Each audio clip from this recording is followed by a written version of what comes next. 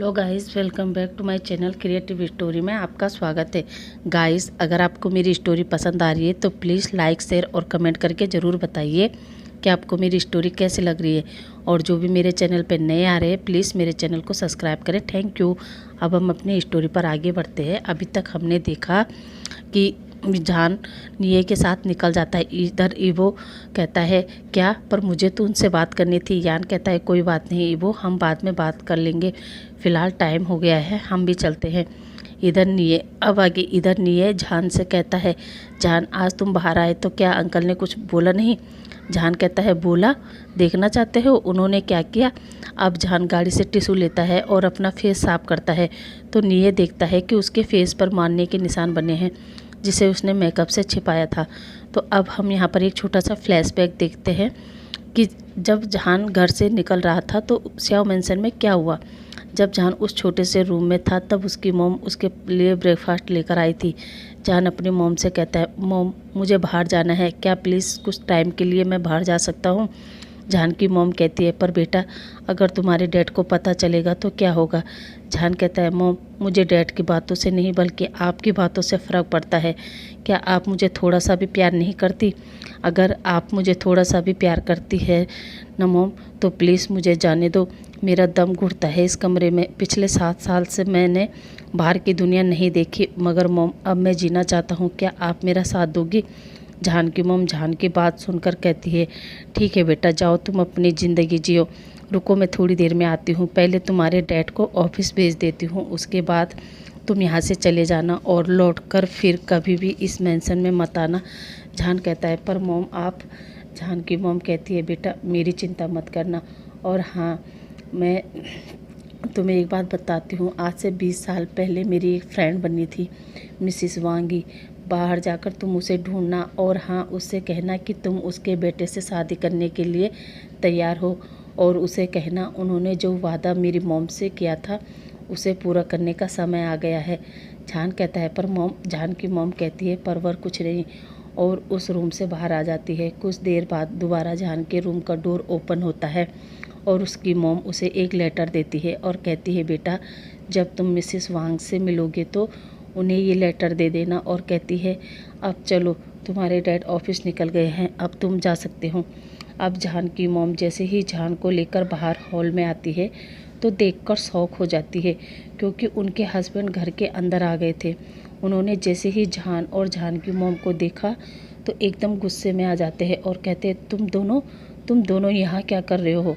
और अपनी वाइफ से पूछता है तुम इसे बाहर क्यों लेके आई? तुम्हें पता है जितने भी मुझे जानते हैं मैंने उन सबको बताया है कि मेरा बेटा बाहर पढ़ता है, तो तुम इसे बाहर कहाँ ले जा रही हो? अभी भी मेरी बेइज्जती करवानी है क्या?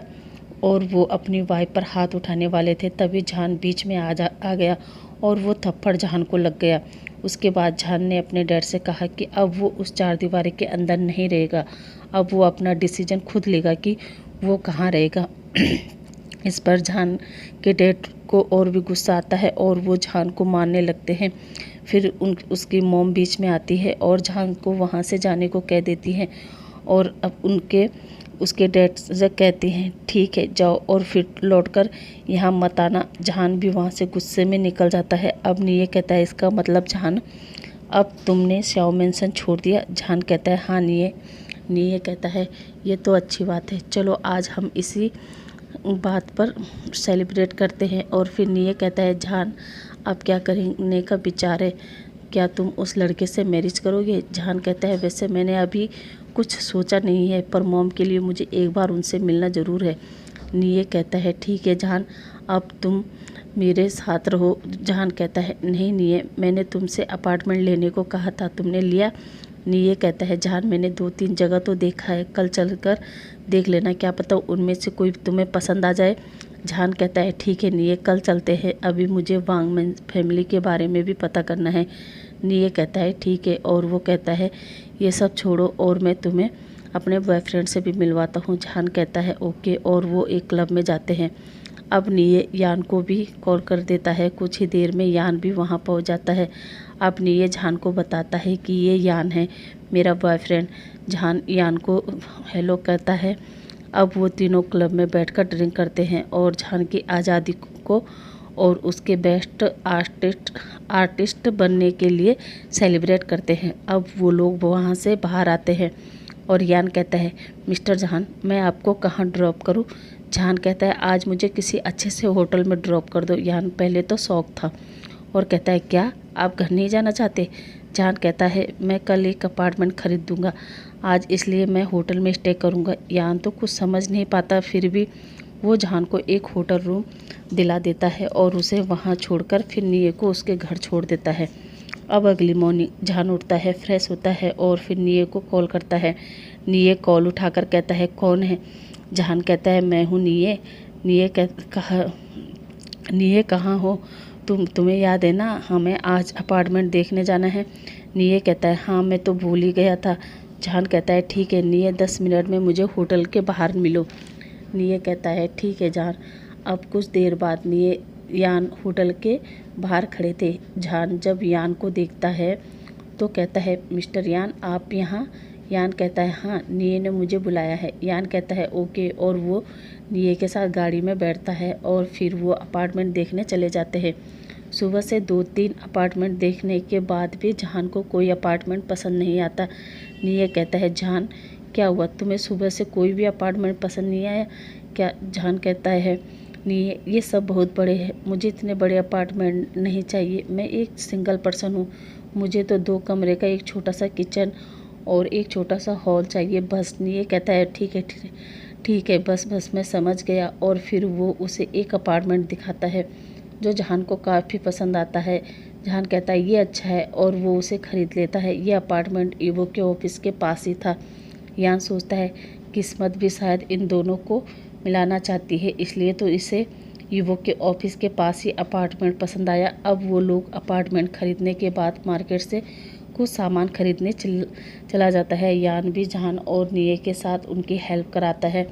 अब शाम तक तीनों थक जाते हैं। अब खाना बनाने की बारी आती है, मगर जहान को कुछ भी बनाना नहीं आता था, निये को भी कुछ भी बनाना नहीं आता था। यान कहता है, आज मैं बनाता हूँ। यान अब किचन में जाता है और तीनों के लिए डिनर बनाता है। निये यान को टीस करते हुए कहता है, यान मुझे नहीं पता था कि तुम्हें खाना बनाना आता है, चलो अच्छा है, शादी के बाद तुम्हें मेरे लिए रोज़ खाना बनाना है। यान कहता है, ओके बेबी, वैसे भी मैं तुमसे कुछ भी काम नहीं करवाने वाला हूँ, तुम्हारा बस एक ही काम होगा, वो है सिर्फ मुझे बहुत बहुत बहुत प्यार करना।